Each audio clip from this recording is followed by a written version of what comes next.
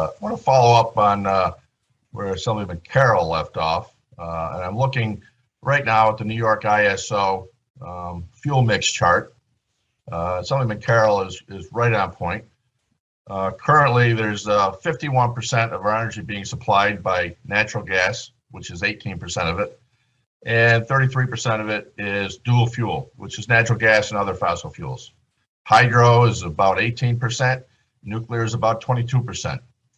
Wind is 6.5%, and other, which includes solar, is less than 2%. You know, we are talking about grandiose plans in this climate Green New Deal that we're working on. And frankly, I'm stunned, Ms. Harris, by just hundreds of billions of dollars of costs rolling off your tongue like it's nothing. We are nowhere close to being able to meet these demands. Already on our utility bills, between a variety of charges such as the SBC, the RPS, ZECs, MFCs, CES, RECs, ORECs, making up a substantial portion of the delivery cost to utilities to ratepayers across New York State. Now with the new transmission lines that you're talking about, the TDI and the Clean Path, the Tier 4 ratepayer costs on these are going to add, from my understanding, although you're all hiding it very well from the public, the additional cost to ratepayers to get electricity downstate, upstate ratepayers are going to be paying residentially 5% or more increases on the utility bills. Businesses up to 20% or more on their utility bills. Can you explain to me how this is in any ways feasible or rational to do on upstate New York ratepayers to get electricity to downstate where it's needed? Thank you, Senator. I'll try to build on my prior statements in the hopes that, you know, perhaps it may make sense for Chair Christian to also weigh in as to his and the Commission's oversight of issues of cost, which I assure you I share the strong disposition to take them seriously in every decision that is made, and notably the Commission should speak to that as to the robustness of our assessments. But as a general matter, what we see generally is an investment in the transition that the Climate Act necessitates, and I would say that the world requires as a general matter. And when we look at the benefits of these investments, they outweigh the costs. So when we look at it on a societal basis. What are the societal benefits you generally talk about that are going to cost us hundreds of billions of dollars? When we account for in New York State 0.4% of global emissions, that when we eliminate those to zero, which I'm in support of going towards and getting to in a reasonable and rational process that we can afford and not devastate our economy and the affordability of New York State in the process. We need to do it in a rational way. That 0.4%, if we eliminate it completely, will have no impact on the global climate that is causing the major disasters that we deal with, that we're trying to address with our clean energy programs. We should be putting money into resiliency rather than this clean energy pie in the sky, because we're going to have no impact on what the global climate is on New York State by eliminating our 0.4% of emissions. Thank you, Senator. To directly answer your question, when we look at benefits, we're looking at, of course, avoided greenhouse gas emissions in the first instance, but also health co-benefits to society. So by that, we talk literally about life. What are we saving in light of people's health and in their lives themselves? And of course, when we look at benefits, we look at economic benefits. To your point, when we deliver renewables from upstate New York into New York City, it comes with a substantial investment in jobs and infrastructure that we aim to benefit New Yorkers as much as possible, certainly. So we do need resilience. I completely agree with you. We need to protect our infrastructure in our state against the threat of climate change, and we are investing as such as well. Would it be useful for the commissioner or the chair to address the issue of ratepayer impacts, though, Senator? Yes. Thank you. Good afternoon, Senator O'Mara. So I mentioned earlier in my testimony during the Q&A that the department aggressively reviews the rate cases provided by the utilities to examine the rate impacts on customers. And I highlighted when compared to what the original request was to what was finally approved, those rate impacts were significantly lower than what was originally presented by the utilities. So as an agency, we take it very seriously what the costs are going to be.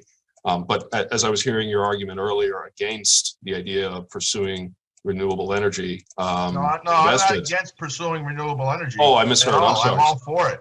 I'm for pursuing it on a rational and feasible basis, not at a breakneck speed that's going to devastate our economy and crush affordability of New York State. I see. So a few things to be clear then. What we at the commission are moving forward with, and what Doreen and others are doing as well, we're doing it in response to the fact that the CLCPA is a law, and we have to comply with that law, and we have to do so in the most in accordance with the requirements of the law, which set a timeline for certain metrics: 70% by 2030, 100% emissions free by 2050. As President Harris and I have stated previously, we have the infrastructure investments. Sorry, let me rephrase that.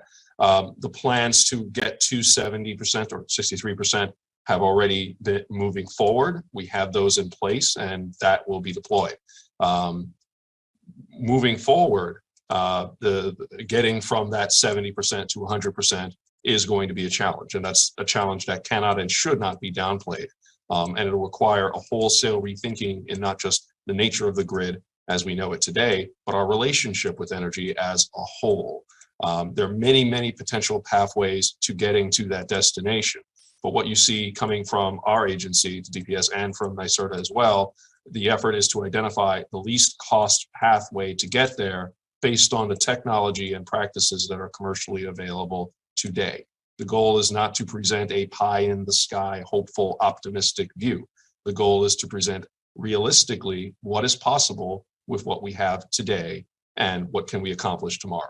And there are a variety of reports that have been prepared and documented. I firmly Happy to disagree discuss that those we at have the length. technology innovation to be able to get there today, and these goals we have set are unreasonable. But if I can just change gears with the 2 minutes I have left, why are we approving a TDI pipeline to come down the Hudson River with Hydro-Quebec power and not have an interconnect on that somewhere along the Hudson River for upstate New York power to be able to get into or take power out of that in upstate New York?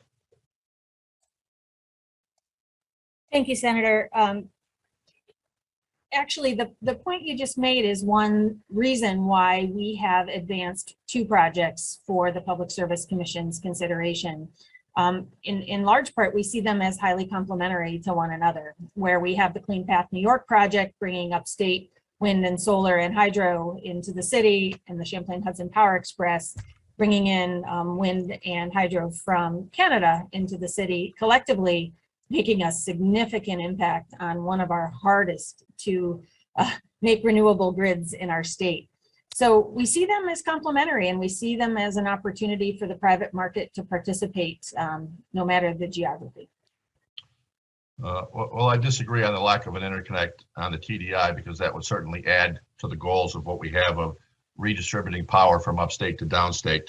Now, one last question on all the surcharges that are on the utility bills that I listed at the outset, collecting what will ultimately be billions and billions of dollars from ratepayers on the utility bills. Why do we not have any independent audit of these charges being collected and how both the Public Service Commission and NYSERDA is expending those or intending to expend those? If you could address, do you have concerns with having an independent audit of those funds?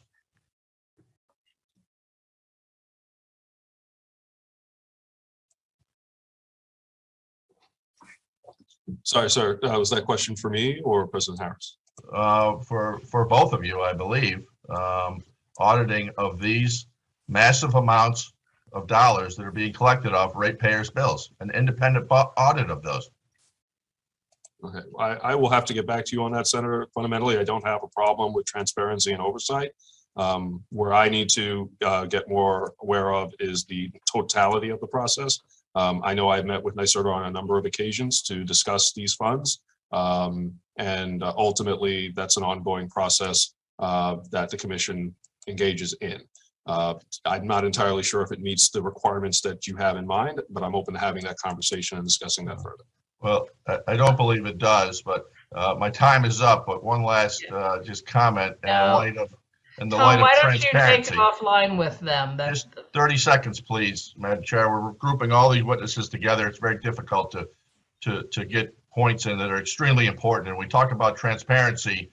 We need transparency for the public of New York State on what these costs of this green energy plan is going to be, because it's all being whitewashed.